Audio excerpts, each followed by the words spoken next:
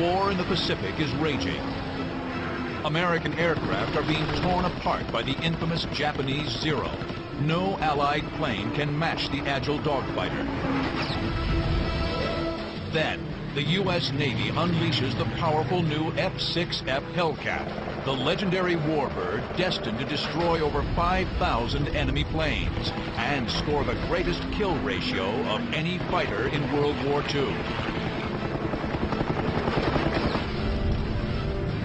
Now, through state-of-the-art computer animation, you're in the cockpit for the clash of titans. The American Hellcat versus the Japanese Zero. Experience the battle, dissect the tactics, relive the dogfights of the Zero Killer.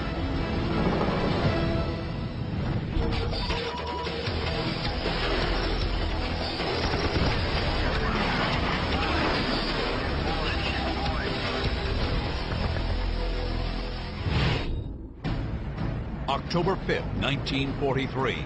A flight of American F6F Hellcats from the carrier Yorktown streak toward Wake Island, a small Japanese-held base in the Central Pacific. Their mission? Establish air superiority and attack ground installations. The brand new Hellcat has yet to face off in a dogfight against the most feared fighter in the Pacific, the Japanese Zero. 22-year-old Navy fighter pilot Ensign Robert Duncan is well aware of the Zero's fearsome reputation. When we went up against the Zero, I was intimidated. Most of us were, because we knew they had a good plane. We knew just exactly what the Zero could do, how fast it was, how high it could go, how well they could hit with it. Suddenly, a glint of metal catches Duncan's eye. In the distance, a Japanese Zero. I don't think he was aware of the fact that we were there, because it was in the morning. The sun was just barely coming up, and I'm not sure he even saw us. The other American pilots don't see the Zero. Duncan's radio is out. Voice radios of this era are new and unreliable. He can't warn the others. He tries to alert his flight leader with hand signals. And I tried to get up with him in point, like that. And I saw that he wasn't going to get in position quick enough. The key of this story is not that he's up trying to communicate and tell the guy what's going on, because the priorities are aviate, navigate, and then communicate. Duncan tries to tell his flight leader. When it fails, he goes with the general prudential rule, which is, when in doubt, win the war. And he breaks off and he leads the way. Duncan banks left to intercept. He opens the throttle and the Hellcat's 2,000 horsepower kicks in. He closes fast. The Zero is here. Duncan moves to the enemy's 9 o'clock. From this position, Duncan must shoot from a steep angle. Leading the target with his gunfire is critical. Guys don't put in enough lead. They tend to want to point at their target, which is a common human tendency. Point at the target and shoot. But if you do that, every bullet you shoot is going to be behind your target. So you have to pull your nose out in front, shoot out in front, and basically let those bullets meet that target in a point in space. Duncan's technique is perfect.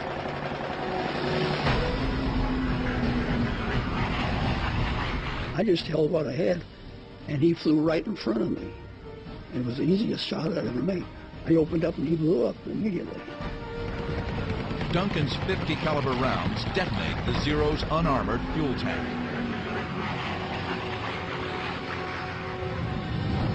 Ensign Robert Duncan has just scored his first aerial kill of the war.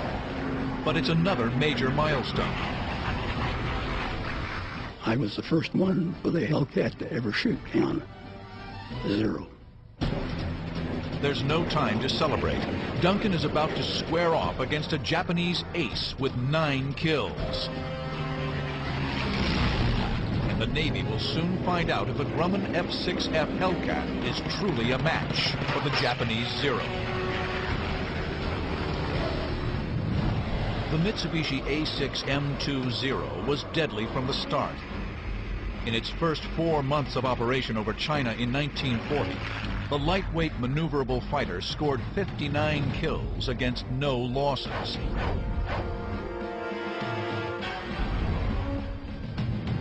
Through the early months of World War II, Japanese aerial victories mounted. The truth was inescapable. The 300-mile-per-hour Zero, or Zeke as it was codenamed, was the most capable fighter in the Pacific. The exceptional range and performance of the Zero was evident from the first day of the Pacific War. You had a naval fighter capable of engaging and defeating land-based enemies almost routinely, and that was a situation for which America and Britain were totally unprepared. The Navy's best available fighter to combat the Zero was the F6F Wildcat. It compared favorably with the Zero in firepower, but was no match for it in speed or maneuverability. The Wildcat was the one that was out there holding the line at the beginning. It had some disadvantages. It was underpowered, for one thing. The climbing wasn't that good. The guns weren't always working properly. In a Wildcat, even being on a Zero's tail was treacherous. You couldn't outturn a Zero. If you were behind a Zero and didn't maintain your speed properly, they would say that the Zero would be on your tail inside of 2 turns. Range was another problem. The Zero's range was 1,150 miles. The Wildcat's range was only 770 miles. The Zero fought the Wildcat in the Pacific Theater, which is the largest battleground there's ever been in human history. The Pacific Ocean covers something like 60 million square miles of planet Earth, and that meant that any aircraft committed to that battle was going to have long legs. It was clear a more powerful fighter was needed to challenge the Zero. The Navy accelerated development of the new F6F Hellcat. The Hellcat was a key element of a new strategic naval concept. Fast aircraft carriers replacing battleships as the main strike force. By October 1943, the Pacific War had been going on for nearly a year and a half. It really had taken that long for the Pacific Fleet to not only recover from Pearl Harbor, but to actually produce from scratch the fleet it really needed to have to wage war across the broad Pacific. Wake Island was like a proving ground for this brand new military machine the world had not seen up to that point. The new Essex-class carriers pack a powerful offensive punch. An air wing of 36 dive bombers, 18 torpedo planes, and 36 fighters. This force will be tested in the heat of battle at Wake Island. October 5th, 1943. Ensign Robert Duncan has just scored the first air-to-air Zero kill for the Hellcat, but the fight is far from over. Duncan spots a Zero with a Hellcat on its tail, but the Hellcat is in trouble and doesn't know it. At that time, I looked up above, and there was a Zero about 300 feet above me. And he started down to get behind this Hellcat.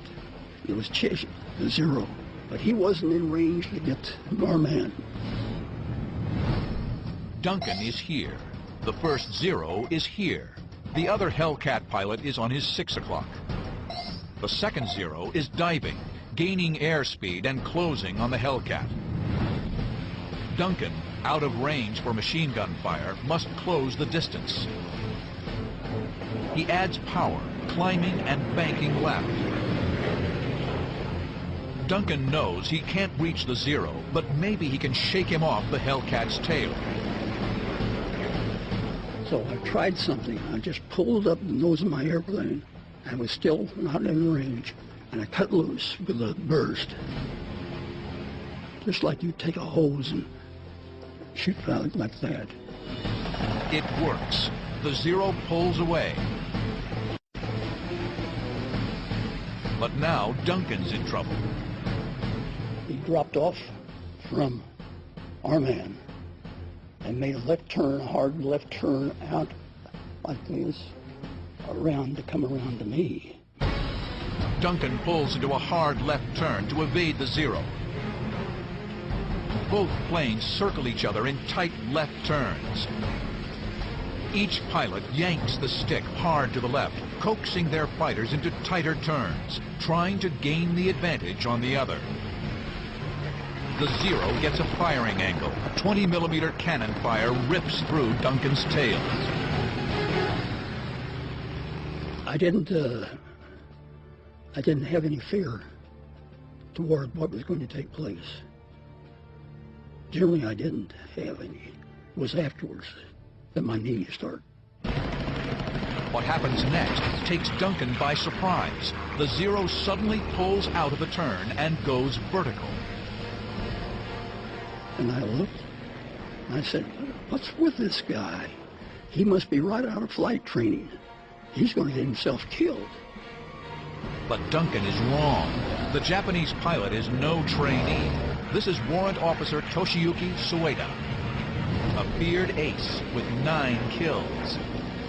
He's used this climbing tactic before and emerged victorious every time. October 5th, 1943.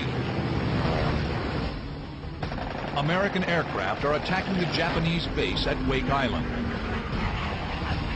This raid is a critical test for the new fast carriers and the Hellcat fighters. Their effectiveness will determine the strategy for the rest of the Pacific War. Ensign Robert Duncan is dueling with a formidable Japanese ace, Toshiyuki Sueda. Sueda has made a bold move. He's taken the fight into the vertical, where the Zero excels. The maneuver is a favorite Japanese tactic. The Zero climbed far better than the Wildcat. Many Zero pilots lured the older American aircraft into a vertical climb, waited for them to stall out and lose control, then rolled over and pounced for an easy kill. Duncan climbs aggressively after the Zero. Exactly what Sueda wants him to do. So I started up after him. I poured the coal onto it. But this isn't the underpowered Wildcat. The new Hellcat, with superchargers whining, easily keeps pace with the Zero. Sueda reaches the top of his climb and confidently noses over, anticipating the sight of a stalled American aircraft below. The reality is much different. The 2,000 horsepower Hellcat has energy to spare. Duncan skillfully lines up the Zero and fires. And I got him up there on the top. I just shot him down as you would shoot down any plane and watched him go in. I thought, poor young fella, you sure didn't know what you were doing. The Zero bursts into flames and spirals down towards the sea. The Japanese ace has made a fatal error. He thought he was dogfighting the old American Wildcat. I then realized why he did what he did. He shot down most of his planes, pulling this trick with the Wildcat. This is what probably would have happened if Duncan was flying the 8,000-pound Wildcat. If he'd been in a Wildcat, the chances are he would have stalled out at the top before the Zero. The Wildcat would have gone up, gone greedy, tried to get the shot, couldn't get the shot, stalled early because it's a heavier airplane with heavier wing loading, and fallen away.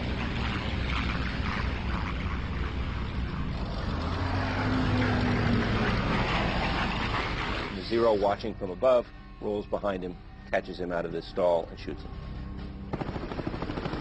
That's the way that this pilot had gotten many kills in the past.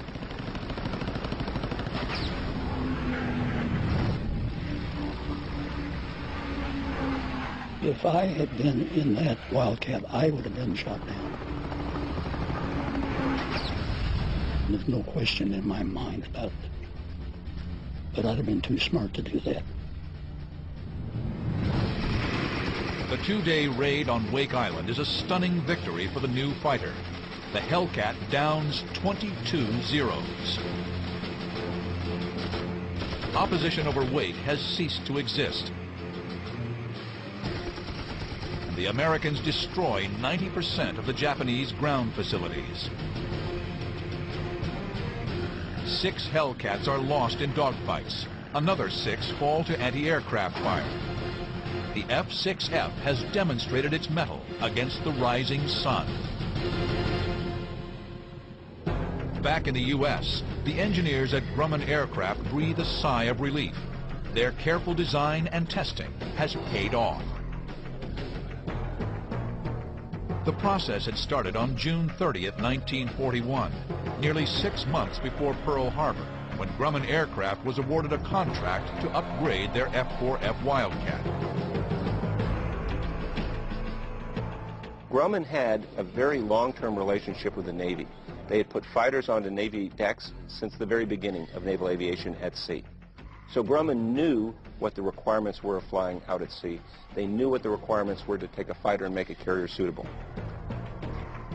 At first, the new plane was slated to be a modest improvement over the Wildcat, but the U.S. Navy, wary of the Zero's dominance in China, demanded more. The key to the design was the engine. The engineers chose the Pratt & Whitney R2800 Double Wasp. At 2,000 horsepower, it had almost twice the power of the Wildcat. The larger engine demanded an expanded fuselage and wings. This allowed for larger fuel tanks, yielding 300-mile greater range than the Wildcat. Grumman equipped the new F6F Hellcat with 6 50-caliber machine guns and the same rugged construction and heavy armor protection that earned the company the nickname Ironworks. The plane featured thick armor plating around the engine and cockpit, bullet-resistant windscreens, and rubber-coated self-sealing fuel tanks. Grumman, as a designer, had tremendous respect for the pilots in terms of their lives and their safety. They knew that it was not enough for a pilot to just go out and fight. You had to give them the ability to sustain damage and come home. On June 26, 1942, Grumman test pilot Selden Converse successfully flew the first prototype Hellcat. Soon, an entire factory was dedicated to Hellcat production, with 20 planes a day rolling off the assembly line. By January 1943, the new plane was delivered to the fleet. The Hellcat had gone from prototype to carrier operations in less than a year. Experienced Wildcat pilot and flight instructor Robert Duncan well remembers the first time he flew a Hellcat. And I thought, boy, this is a wonderful plane. It's a 100% better plane than the Wildcat. And I flew it right off the bat without any difficulty. It was like sitting in the seat of your mother's lap. The Hellcat wasn't just better than the Wildcat, it was better than the enemy's Zero. The Hellcat flew about 30 miles per hour faster than the Zero. The F6F had a comparable rate of climb, but because of its power and weight, could easily outdive the Zero. The Hellcat could also take tremendous punishment and keep on flying, something the lightly armored Zero could not do. The Zero did not have self-sealing tanks, and if you got one of the gas tanks, and it would catch on fire in a hurry. We had 6 50-caliber guns, and you fire the 6 of those, and you can start tearing pieces off of it. November 11, 1943, 1 month after the Wake Island attack. American Dauntless and Avenger bombers head for the key Japanese naval base at Rabaul. A flight of Hellcats fly escort. the new carrier task force is relentlessly assaulting Japanese outposts.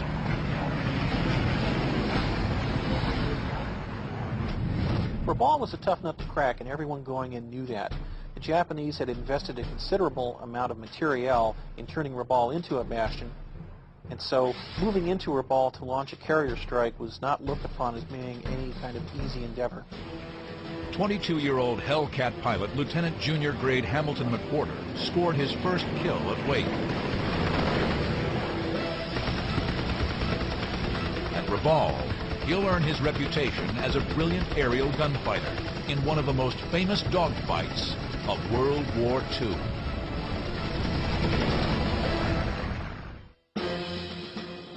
November 11, 1943.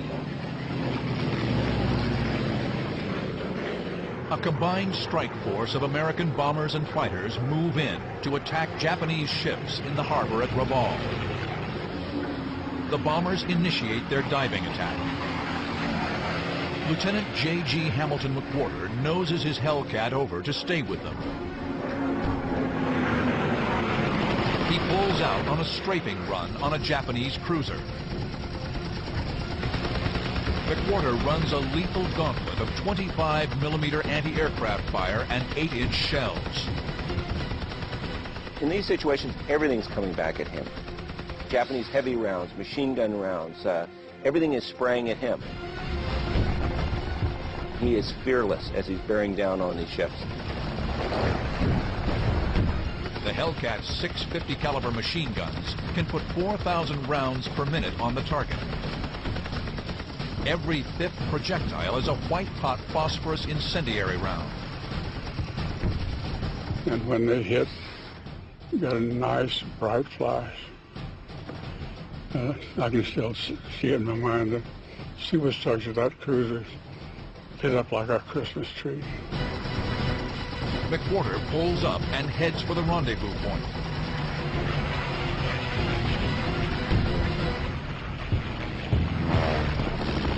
Climbing, he spots a dozen Hellcats and 30 or more Zeros mixing it up in a wild furball. It reminds me of what you used to see in the movies about World War I. Planes all over the sky, exploding, parachutes, planes going down. Hamilton McWhorter is about to become a Hellcat legend, using both his 8 months of flight training and special intel derived from a chance discovery. In June 1942, a U.S. Navy flying boat on routine patrol over Akutan Island in the Aleutians spotted a downed plane partially submerged in the soft marshy soil. It was an intelligence coup, a virtually undamaged A6M2 Mitsubishi Zero.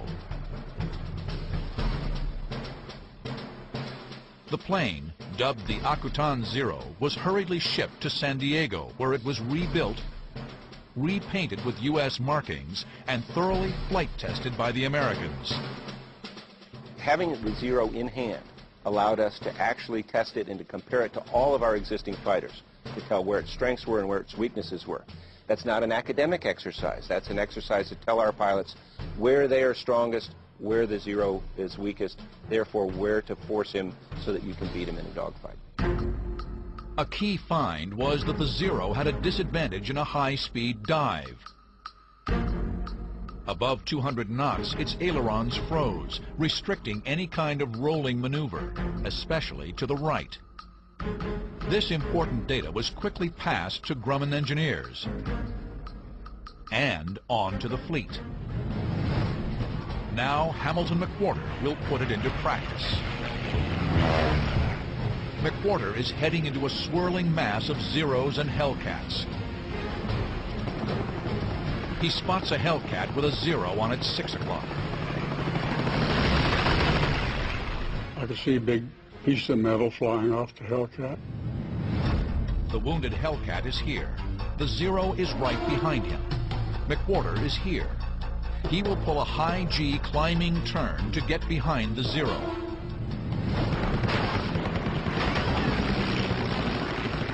McWhorter's Hellcat easily closes the distance. His machine guns shred the Zero's unarmored fuselage.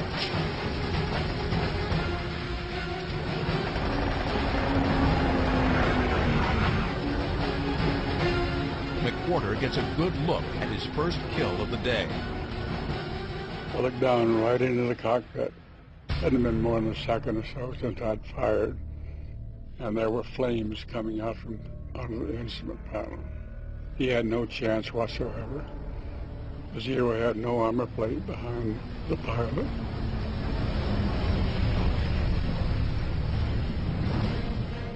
Then, looking up, he spots another Zero at 1 o'clock high, 2,000 feet away. He pitches up and banks right on an intercept course. It looks like another easy kill. But suddenly, he's jolted by a loud noise.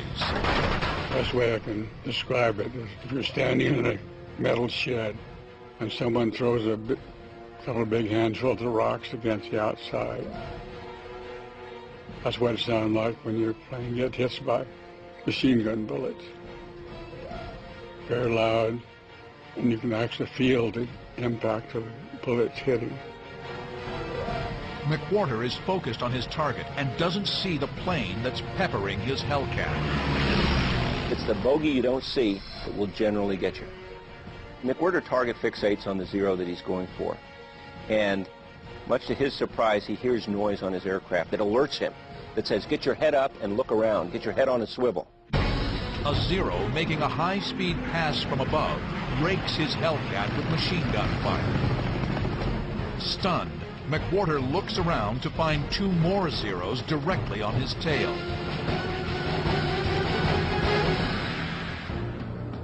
McWhorter is here, chasing a Zero. The Zero shooting at him is here. McWhorter never sees this plane, but its gunfire actually saves his life by alerting him to the Zeros behind him.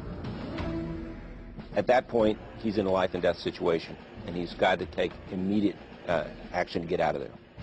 Remembering the lessons learned from the Akutan Zero, McWhorter dives steeply toward the ocean below.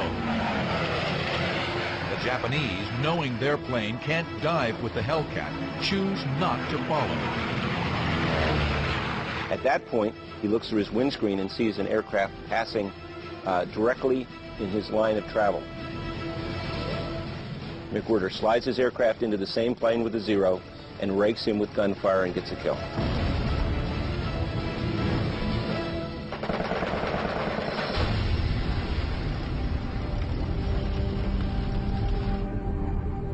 Now he's had his second kill within about 45 seconds. It's all just due to good airmanship, maintaining his situational awareness, executing that nose-low maneuver when he was being attacked by an unseen Zero, sets himself up for an attack on another aircraft. It's an incredible achievement, one that's respected by every generation of fighter pilot. 2 kills in 45 seconds would be outstanding. It would be awesome. Fighter pilot's dream. But McWhorter isn't out of the woods yet. He pulls his aircraft up out of its dive, climbs to 3,000 feet, and again heads for the rendezvous point. Then, from 11 o'clock, another Zero dives directly toward him. McWhorter brakes left to engage. The Zero rolls toward his Hellcat. The enemy has the altitude advantage. That translates to more energy, more speed. He can counter any move McWhorter makes. But suddenly, even though the Zero has the advantage, he breaks away from the Hellcat and makes a run for it. Whereas the Japanese Zero used to be the king of battle and have the upper hand, now the Japanese recognize the Hellcat has arrived. They understand the strengths, and they know they can't fight the Hellcat one-on-one. A week later, Hamilton McWhorter scores 2 more kills, earning him a coveted title, the first Hellcat ace. The Hellcat shot down more planes than any other American fighter. 5,300 planes, 305 aces. And I just happened to be the first Hellcat ace. The November 11th attack on Rabaul lasts less than 1 hour. The Americans sink the Japanese destroyer Suzunami and destroy 20 planes.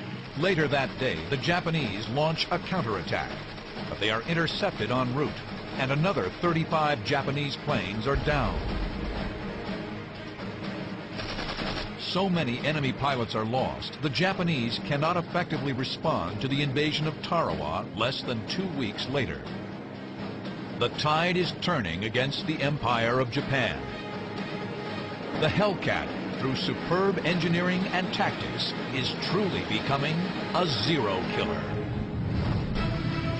3 months later, the Hellcat would face its fiercest test, attacking the might of the Japanese Navy head on. February 16, 1944, dawn. Waves of Hellcat fighters speed toward Truk Atoll. Their mission? Destroy enemy shipping in a highly defended Japanese stronghold. 25-year-old Lieutenant J.G. Alex Brashew flies with a division of 12 Hellcats from the aircraft carrier Intrepid. This was a mission that had us going against an enemy that we weren't certain of, but we felt confident. And I guess that's what a fighter pilot's supposed to be. Be confident or he can't do his job. Truk Atoll in the Caroline Islands is Japan's main anchorage in the South Pacific. They've been fortifying the atoll with port facilities and runways since the end of World War I. Truk was billed as almost impregnable, their version of Gibraltar or Pearl Harbor, and the propaganda was very strong that Truk would be an incredibly tough fight. The barrier reefs that surround Truk put the atoll out of range of the battleship's big guns. The only way in is by air. The plan calls for a 2-day raid. Day 1 is a fighter sweep. 72 Hellcats from 6 carrier air wings will swarm in to eliminate the enemy fighters, clearing the way for Day 2, when Dauntless, Avenger, and Helldiver bombers will target the anchored Japanese fleet with high-explosive 500-pound bombs. This was going to be an attack of annihilation. So what you're seeing with the Truk raid is a systematic approach to taking a substantial shore bastion and reducing it to nothingness. Pure fighter sweeps are rare. Hellcat pilots are anxious for a raid unencumbered with bomber escort. It was the first time we didn't have to escort, and we were just pure fighter, we call ourselves.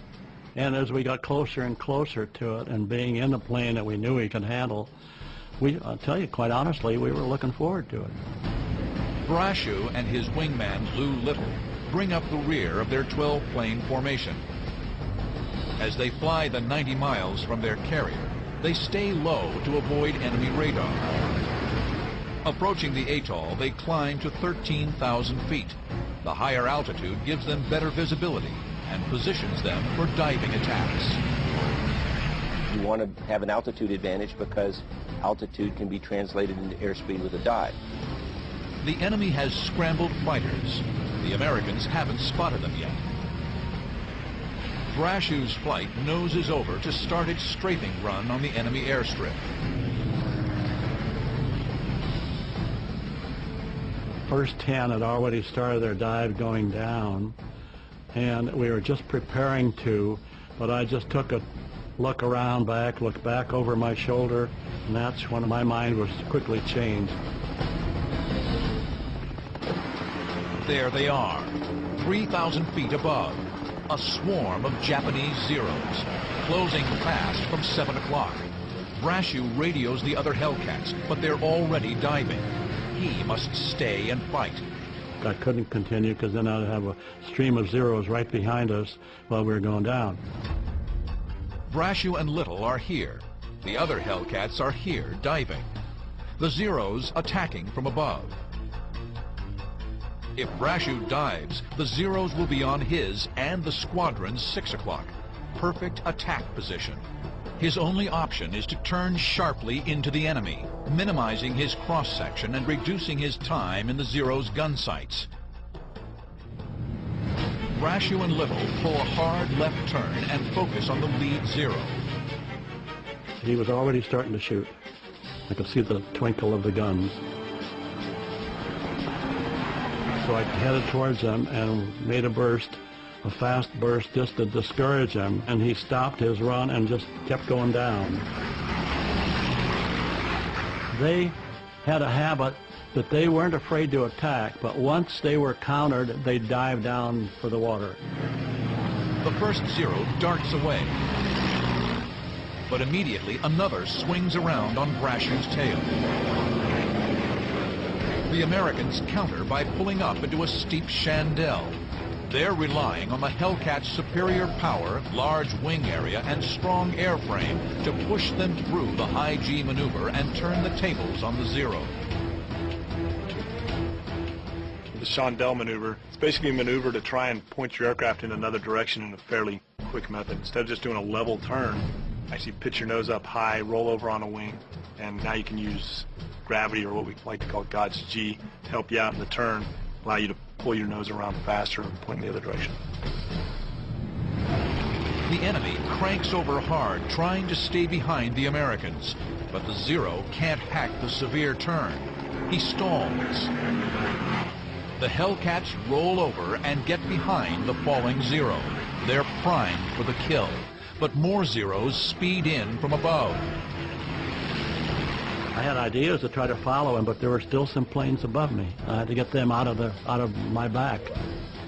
He doesn't want to be fighting anybody that can be sitting up on a perch 2,000 feet above him, who can then instantly dive down, pick up energy, and now have an advantage on him on a turn. So he wants to bring the whole fight down low if possible, to beat everybody down to the same state.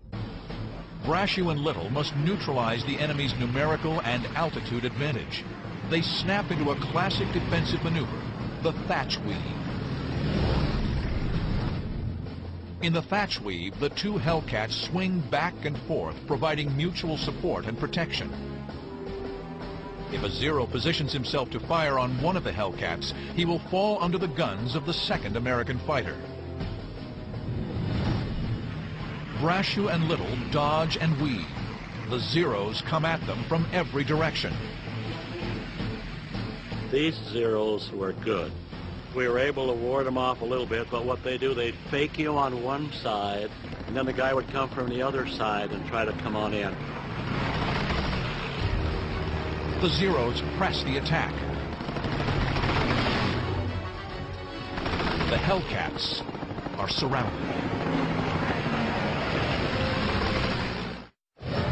February 16, 1944, above Truck Lagoon in the South Pacific. Hellcat pilot Alex Brashew and his wingman Lou Little mount a desperate defense against attacking Japanese Zeros. Frustrated by their inability to score decisive hits, the Japanese move down to the Hellcat's altitude. It's a fatal mistake. The Americans break their defensive formation and seize the advantage. Up until that time, we were purely defensive. Once they came down to our level or below, then we were able then to go on the offense. The Americans have skillfully turned the tables. Now the Zeros are vulnerable to the powerful and highly maneuverable Hellcats. What ensues is the dogfight equivalent of a brawl, and the winner determined by who can line up the first burst. Brashew turns hard on an attacking Zero. The Japanese pilot dives to escape. One of the favorite Japanese techniques, if engaged and in a defensive position, was to try to dive away and try to head for the water. The technique worked with the Wildcat, but not with the Hellcat. Once he caught on fire, okay, he's gone down. You're looking for another one. You just go from one to the other and hope you get a dozen of them. Brashew draws a bead on a second Zero. The enemy tries to dive away, but the Hellcat easily catches him.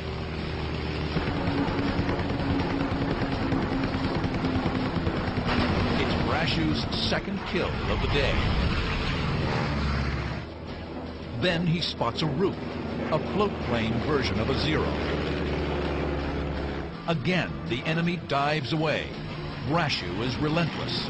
His job is to sweep the enemy from the sky. And once I got on their tail, I didn't let go. Kill number 3.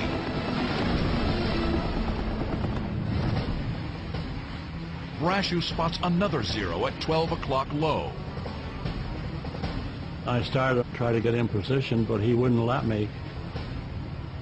He kept ducking into a cloud. The Zero is running from cloud to cloud, so Brashew calls on a basic dogfighting tactic. I'm not going to let the SOB get away.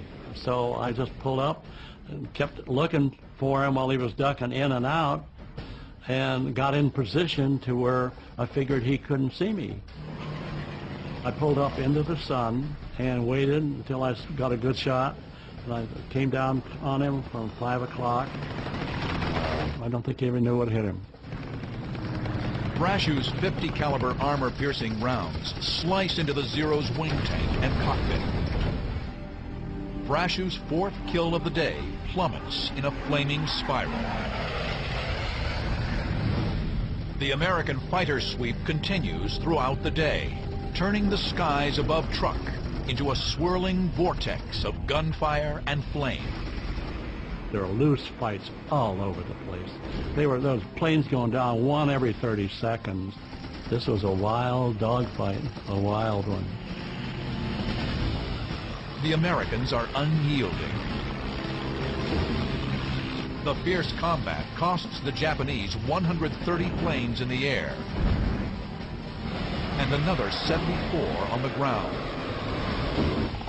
8 Hellcats are lost, mostly by anti-aircraft fire. Hellcats basically function like strike fighters, like F-18s of today. And the Hellcats went in as fighters and as fighter bombers to completely clean the sky of Japanese aircraft. So much so that there was no opposition to the bombers that went in later on. On the planned second day of the attack, American bombers sink 47 Japanese ships. Truk Atoll, the Gibraltar of the East, is left smoking and in ruin. Results of the Truk raid were quite devastating to Japanese air power as well as the merchant fleet that had been at anchor inside the atoll. It was also an indication, once and for all, that Truk was no longer a bastion for the Japanese defense network, which was rapidly collapsing in the Central Pacific. The skill of American pilots, combined with the Hellcat's superb flying characteristics, helped turn the tide against the Japanese. The Hellcat, in tremendous numbers, with great quality control, with survivability, with lethality, really made a difference in the Pacific War. 75% of all the Navy's air-to-air kills were from the Hellcat. It's a tremendous record. What more can I say? We knew we had the best plane. It had a kill ratio that was 19-1. The greatest kill ratio of any plane in any war, in any country. And to me, it was up to us to demonstrate our use of it, to do it, and do it well. The war would go on for another 18 months after Truk. By the end, the Hellcat blasted down nearly 5,300 Japanese aircraft. Japanese air power was dead, and the Hellcat was the executioner.